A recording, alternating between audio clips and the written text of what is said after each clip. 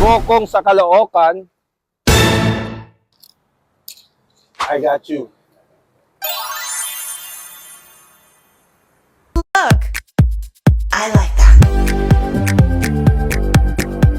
I like that. Back. I like that. I like that. I like that. Ang lungkot ko kasi hindi ko na naman naabutan ang pinagmamalaki nilang gokong soup at kiampong dahil sold out na sila. Pero okay lang kasi halos lahat naman ng pagkain dito sa Tony's Restaurant legit na masarap na tikman na natin. Ang in-order natin ay ang seafood kamto ng baka, kikiam at adobong baka sa gata. Wala nang intro-intro, sobrang sarap ng seafood kamto ng baka nila. Sa pangalan pa lang parang healthy soup na, lasang-lasa ang herbs at sabaw na parang niyayakap buong pagkataon mo lalo na kapag malamig ang panahon. Yung kikiam naman, safe order siya para sa akin nating special pero alam mo homemade dahil kakaiba at mas natural ang lasa.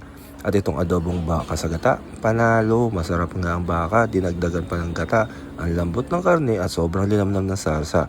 Tama lang ang consistency ng gata at perfect na perfect pare sa mainit na kanin. Sa totoo lang, halos lahat ng natikman namin dito, masarap. Kaya kapag napadaan kayo sa 8th Avenue, Caloocan, subukan nyo na ang Tony's Restaurant. Ito si Benito Eats. Turo, kain, busog, repeat.